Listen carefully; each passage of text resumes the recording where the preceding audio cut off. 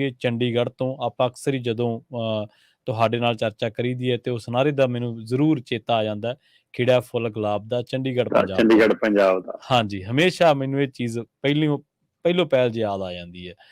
ਤੇ ਇਹ ਸਾਡਾ ਜਜ਼ਬਾਤੀ ਇੱਕ ਟੋਨ ਵੀ ਹੈ ਕਿ ਚੰਡੀਗੜ੍ਹ ਪੰਜਾਬ ਦਾ ਤੇ ਖਿੜਿਆ ਫੁੱਲ ਗੁਲਾਬ ਦਾ, ਪਰ ਜਿਹੜੀ ਖਬਰ ਦੀ ਸੁਰਖੀ ਹੈ ਉਹ ਇਸ਼ਾਰਾ ਕੋਈ ਹੋਰ ਕਰ ਰਹੀ ਹੈ। ਹਰਿਆਣਾ ਦੀ ਵੱਖਰੀ ਵਿਧਾਨ ਸਭਾ ਤੇ ਚੰਡੀਗੜ੍ਹ ਦੇ ਵਿੱਚ ਕਹਿੰਦੇ ਕਿਰਾਏਦਾਰ ਵੀ ਹੁਣ ਬਣ ਜਾਣਗੇ ਮਾਲਕ।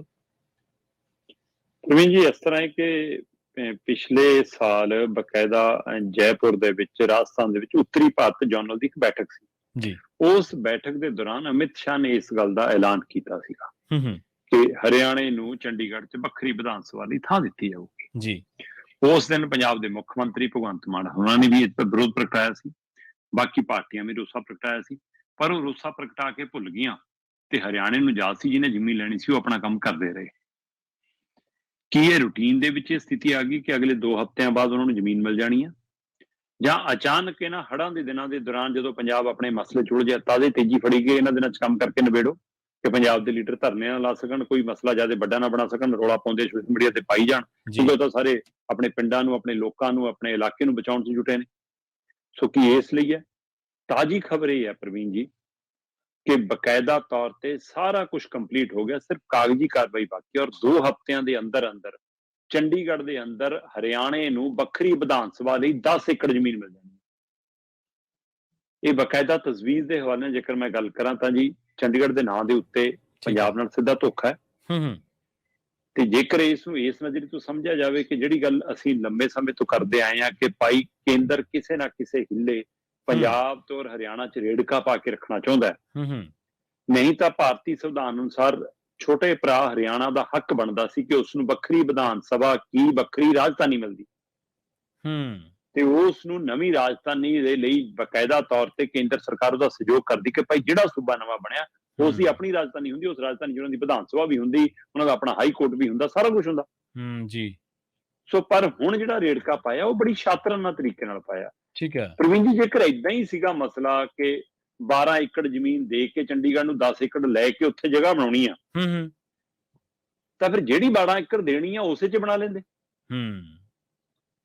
ਹਰਿਆਣੇ ਦੀ ਜਗ੍ਹਾ ਹੈ, ਚੰਡੀਗੜ੍ਹ ਦੇ ਨਾਲ ਲੱਗਦੀ ਹੈ, ਉਹ 12 ਏਕੜ ਚੰਡੀਗੜ੍ਹ ਨੂੰ ਦੇ ਦੇਣੀ ਹੈ, ਉਹਦੇ ਬਦਲੇ 10 ਏਕੜ ਚੰਡੀਗੜ੍ਹ 'ਚ ਲੈ ਲੈਣੀ ਹੈ ਤੇ ਉੱਥੇ ਬਣਾ ਲੈਣੀ ਹੈ। ਜੇ ਉਹ ਵੀ ਜ਼ਮੀਨ ਚੰਡੀਗੜ੍ਹ 'ਚ ਆ ਰਹੀ ਹੈ 12 ਏਕੜ, ਫਿਰ ਉਸੇ 12 ਏਕੜ 'ਚ ਬਣਾ ਲਓ ਜੀ। ਜ਼ਮੀਨ ਹੈ ਪੰਚਕੂਲਾ ਚੰਡੀਗੜ੍ਹ ਦੇ ਨਾਲ ਹੀ ਲੱਗਦਾ, ਪਰ ਇਹ ਸਮਝਣ ਦੀ ਲੋੜ ਹੈ ਜਿਵੇਂ ਆਪਣੇ ਹੁੰਦੇ ਆ ਨਾ ਕਿ ਆਪਾਂ ਸੋਚਦੇ ਹਾਂ ਕਿ ਮੇਰਾ ਭਰਾ ਮੇਰੀ ਜ਼ਮੀਨ ਤੇ ਕਬਜ਼ਾ ਨਾ ਕਰ ਲਵੇ, ਮੇਰੇ ਘਰ ਤੇ ਕਬਜ਼ਾ ਨਾ ਕਰ ਲਵੇ, ਇਸ ਲਈ ਸੀਮਿੰਟ ਦੇ ਥੈਲਿਆਂ ਦੇ ਪੈਸੇ ਮੈਂ ਵੀ ਦੇ ਦਿੰਦਾ ਕਿ ਭਾਈ ਜਿਹਨੇ ਪਲਾਟ ਤੇ ਕਬਜ਼ਾ ਕਰਨਾ, ਮਕਾਨ ਤੇ ਕਰਨਾ, ਸੀਮਿੰਟ ਦੇ ਥੈਲਿਆਂ ਦੇ ਪੈਸੇ ਵੀ ਮੁੱਕਰ ਜੂਗਾ ਤਾਂ ਜੀ। ਬਿਲਕੁਲ।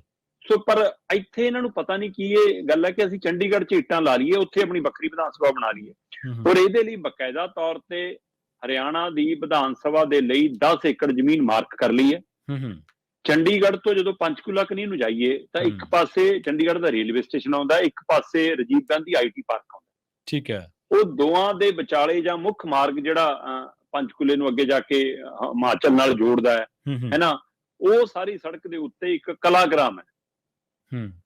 ਕਲਾਗ੍ਰਾਮ ਦੇ ਬਿਲਕੁਲ ਨਾਲ 10 ਏਕੜ ਜ਼ਮੀਨ ਮਾਰਕ ਕੀਤੀ ਹੈ ਜੀ, ਤੇ ਉੱਥੋਂ ਮਾਤਰ ਕਿਲੋਮੀਟਰ 1.5 ਕਿਲੋਮੀਟਰ ਦੇ ਫਰਕ ਨਾਲ 12 ਏਕੜ ਜ਼ਮੀਨ ਦੇ ਦੇਣੀ ਹੈ ਇਹਨਾਂ ਨੂੰ।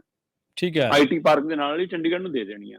ਸੋ ਇੱਥੋਂ ਹਿਸਾਬ ਲਾਓ ਕਿ ਬਿਲਕੁਲ ਚੰਡੀਗੜ੍ਹ ਦੇ ਕਿਨਾਰੇ ਤੇ ਜਾ ਕੇ ਪੰਚਕੂਲੇ ਦੇ ਐਨ ਬਰੂਹਾਂ ਦੇ ਉੱਤੇ ਇਹ ਜ਼ਮੀਨ ਲੈ ਕੇ ਸਿਰਫ ਇੱਕ ਕਬਜ਼ਾਉਣ ਦੀ ਕੋਸ਼ਿਸ਼ ਹੈ ਕਿ ਅਸੀਂ ਭਾਈ ਕਿਰਾਏਦਾਰ ਸੀ ਚੰਡੀਗੜ੍ਹ 'ਚ, ਕਿਉਂਕਿ ਰਾਜਧਾਨੀ ਪੰਜਾਬ ਦੇ ਲਈ ਉਸਾਰਿਆ ਸੀ ਇਸ ਨੂੰ, ਤੇ ਜਿੰਨੀ ਦੇਰ ਹਰਿਆਣਾ ਕੋਲ ਨਵੀਂ ਰਾਜਧਾਨੀ ਨਹੀਂ ਬਣ ਜਾਂਦੀ ਸੀ ਉਨੀ ਦੇਰ ਅਸੀਂ ਇੱਥੇ ਰਹਿਣਾ ਸੀ, ਪਰ ਹੁਣ ਅਸੀਂ ਮਾਲਕ ਹੀ ਬਣਾਂਗੇ। ਬਕਾਇਦਾ ਤੌਰ ਤੇ ਚੰਡੀਗੜ੍ਹ ਦੇ DC ਨੇ ਜੀ ਵਿਨੇ ਪ੍ਰਤਾਪ ਜੀ, ਵਿਨੇ ਪ੍ਰਤਾਪ ਹੋਰਾਂ ਦੇ ਹਵਾਲੇ ਨਾਲ ਇਹ ਜਾਣਕਾਰੀ ਮਿਲ ਰਹੀ ਹੈ। ਉਹ ਕਹਿੰਦੇ ਜੀ ਹਰਿਆਣੇ ਦੇ ਅਧਿਕਾਰੀਆਂ ਨਾਲ, ਹਰਿਆਣੇ ਦੀ ਸਰਕਾਰ ਨਾਲ ਕਾਗਜ਼ੀ ਪੱਤਰੀ ਸਾਰੀ ਜਾਣਕਾਰੀ ਆਦਾਨ ਪ੍ਰਦਾਨ ਸਾਰਾ ਕੁਝ, ਮਾਰਕਿੰਗ ਮੂਰਕਿੰਗ, ਥਾਂ ਦਾ ਆਦਾਨ ਪ੍ਰਦਾਨ ਦਾ ਸਾਰਾ ਹੀਲਾ ਵਸੀਲਾ ਪੂਰਾ ਹੋ ਗਿਆ, ਬਸ ਕਾਗਜ਼ੀ ਕਾਰਵਾਈ ਰਹਿ ਗਈ, ਲੈਣ ਦੇਣ ਰਹਿ ਗਿਆ। ਸੋ ਕਹਿੰਦੇ ਜੀ 2 ਹਫ਼ਤਿਆਂ 'ਚ ਕੰਮ ਨਿਬੜ ਜਾਣਾ ਜੀ। ਸੋ ਅਮਿਤ ਸ਼ਾਹ ਦੇ ਮੂੰਹ ਤੋਂ ਕਹਾਉਣਾ ਤੇ ਫਿਰ ਇਸ ਗੱਲ ਦੇ ਲਈ ਕਿ ਅਸੀਂ ਵੱਖਰੀ ਵਿਧਾਨ ਸਭਾ ਲਵਾਂਗੇ, ਔਰ ਪੰਜਾਬ ਦੇ ਮੁੱਖ ਮੰਤਰੀ ਦਾ ਇਹਦਾ ਵਿਰੋਧ ਕਰਦਿਆਂ ਇਹ ਕਹਿਣਾ ਕਿ ਸਾਨੂੰ ਵੀ ਵੱਖਰੀ ਵਿਧਾਨ ਸਭਾ ਲਈ ਥਾਂ ਦੇ ਦਿਓ, ਉਹ ਜਤਾਉਂਦਾ ਸੀ ਕਿ ਜਿਵੇਂ ਅਸੀਂ ਚੰਡੀਗੜ੍ਹ ਤੇ ਆਪਣਾ ਹੱਕ ਛੱਡ ਰਹੇ ਹੋਈਏ। ਠੀਕ ਹੈ। ਸੋ ਇਸ ਸਾਰੇ ਮਸਲੇ ਤੇ ਰਾਜਨੀਤਿਕ ਪਾਰਟੀਆਂ ਨੇ ਸਵੈ ਦੋ ਬੋਲ ਕੇ ਇੱਕ ਬਿਆਨ ਦੇ ਕੇ ਅਖਬਾਰਾਂ 'ਚ ਫੋਟੋਆਂ ਲਵਾ ਕੇ ਚੁੱਪ ਵੱਟ ਜਾਣਾ ਸੰਕੇਤ ਕਰਦਾ ਕਿ ਕੇਂਦਰ ਦਾ ਇਸ਼ਾਰਾ ਹੈ ਇਹਨਾਂ ਨੂੰ, ਕੇਂਦਰ ਦਾ ਡਰ ਹੈ ਇਹਨਾਂ ਨੂੰ, ਕੋਈ ਖੌਫ ਹੈ ਇਹਨਾਂ ਦਾ ਕਿ ਚੰਡੀਗੜ੍ਹ ਦੇ ਮਸਲੇ ਤੇ ਬੋਲਦੇ ਨਹੀਂ ਤਾਂ ਚੰਡੀਗੜ੍ਹ ਦੇ ਮਸਲਿਆਂ ਤੇ ਸਰਕਾਰਾਂ ਪਲਟਦੀਆਂ ਰਹੀਆਂ, ਸਰਕਾਰਾਂ ਬਣਦੀਆਂ ਰਹੀਆਂ, ਸਰਕਾਰਾਂ ਡਿੱਗਦੀਆਂ ਰਹੀਆਂ, ਕਿੱਥੇ ਗਏ ਜੀ ਹੁਣ ਉਹ ਤੇਰਾ ਕੋਈ ਨਹੀਂ ਕੁਸਕਦਾ। ਪ੍ਰਵੀਨ ਜੀ, ਚੰਡੀਗੜ੍ਹ ਤੋਂ ਮਤਲਬ ਜਿਹੜਾ ਮੁੱਦਾ ਹੈ, ਚੰਡੀਗੜ੍ਹ ਤੋਂ ਪਹਿਲਾਂ ਸਾਡੇ ਆਪਣੇ ਦਫ਼ਤਰ ਬਾਹਰ ਕੀਤੇ ਅਸੀਂ ਨਿਊ ਚੰਡੀਗੜ੍ਹ ਦੇ ਨਾਂ ਤੇ ਇੱਕ ਥਾਂ ਉਸਾਰ ਲਈ ਹੈ ਨਾ, ਅਸੀਂ ਪੰਜਾਬ ਯੂਨੀਵਰਸਿਟੀ ਦੇ ਨਾਂ ਵਰਗੀ ਇੱਕ ਚੰਡੀਗੜ੍ਹ ਯੂਨੀਵਰਸਿਟੀ ਰੱਖ ਲਈ ਹੈ, ਅਸੀਂ ਆਪਣੇ ਅਦਾਰੇ ਆਪ ਇੱਥੋਂ ਲੈ ਗਏ, 60-40 ਦੀ ਜਿਹੜੀ ਰੇਸ਼ੋ ਸੀ ਉਹਦੇ ਵਿੱਚ ਅਸੀਂ ਆਪਣੇ ਬੰਦੇ ਵੀ ਦੇ ਪਾਏ। ਕਿਸੇ ਸਮੇਂ ਐਸਐਸਪੀ ਚੰਡੀਗੜ੍ਹ ਦੇ ਵਿੱਚ ਪੰਜਾਬ ਦਾ ਹੀ ਲੱਗਦਾ ਸੀ ਤੇ ਉਹੀ ਸਭ ਤੋਂ ਬੜਾ ਅਧਿਕਾਰੀ ਹੁੰਦਾ ਸੀ, ਹੁਣ ਉਹਦੇ ਉੱਤੇ ਅਧਿਕਾਰੀ ਲਾ ਤੇ ਚੰਡੀਗੜ੍ਹ ਦਾ ਲਾਈ ਜਾਓ ਐਸਐਸਪੀ, ਉਹ ਤਾਂ ਇੱਕ ਥਾਣੇਦਾਰ ਜਿੰਨੀ ਉਹਦੀ ਵਿਚਾਰੀ ਦੀ ਅਪਰੋਚ ਹੈ। ਸੋ ਇਸ ਲਈ ਇਹ ਸਾਰੇ ਢੰਗ ਤਰੀਕਿਆਂ ਨਾਲ ਭਰਤੀ ਦੇ ਮਾਮਲੇ 'ਚ ਕੁਝ ਨਲਾਇਕੀਆਂ ਸਾਡੇ ਅਧਿਕਾਰੀਆਂ ਸਰਕਾਰਾਂ ਦੀ ਕਿ ਉਹਨਾਂ ਨੇ ਆਪਣੇ ਬੰਦੇ ਪੂਰੇ ਭੇਜੇ ਹੀ ਨਹੀਂ।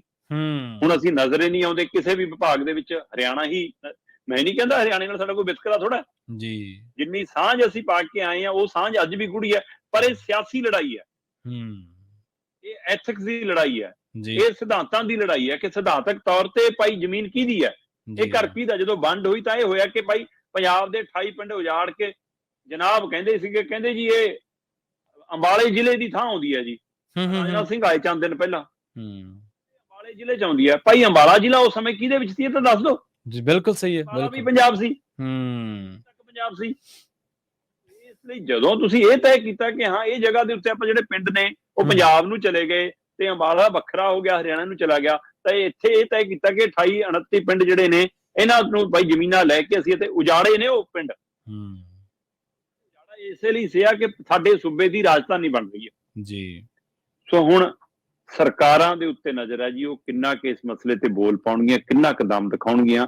ਇਹ ਮੈਨੂੰ ਇਹ ਲੱਗ ਰਿਹਾ ਕਿ ਜਿਵੇਂ ਮੌਸਮ ਦੀ ਮਾਰ, ਦਰਿਆਈ ਪਾਣੀਆਂ ਦੀ ਮਾਰ, ਹੜ੍ਹ ਦੀ ਮਾਰ 'ਚ ਪੰਜਾਬ ਉਲਝਿਆ, ਸਿਆਸੀ ਧਿਰਾਂ ਦਾ ਸਾਰਾ ਧਿਆਨ ਉੱਧਰ ਲੱਗਿਆ, ਇਹ ਉਸ ਦੌਰਾਨ ਕਾਗਜ਼ੀ ਕਾਰਵਾਈ ਪੂਰੀ ਕਰਕੇ ਛੇਤੀ ਤੋਂ ਛੇਤੀ ਇਸ ਨੂੰ ਅਮਲੀਜਾਮਾ ਬਣਾ ਦੇਣਗੇ। ਫਿਰ ਜੋ ਕੋਰਟ ਕਚਹਿਰੀ ਸਾਰਾ ਕੁਝ ਬਾਅਦ ਚੋਂ ਸਟੇ ਹੋਣ ਚਾਹੇ ਕੁਝ ਹੋਣ, ਇੱਕ ਵਾਰ ਅਗਲਿਆਂ ਦੇ ਨਾਲ ਜ਼ਮੀਨ ਚੜ੍ਹ ਗਈ ਫਿਰ ਕੁਝ ਨਹੀਂ ਹੁੰਦਾ। ਬਿਲਕੁਲ ਸਹੀ ਹੈ ਜੀ। ਵੇਲਾ ਵਹਾ ਕੇ ਕੀਤੇ ਕੋਈ ਕੰਮ ਜਿਹੜੇ ਹੁੰਦੇ ਨੇ ਸ਼ਰਮਾ ਜੀ, ਉਹ ਨਾ ਕੀਤੇ ਬਰਾਬਰੀ ਹੁੰਦੇ।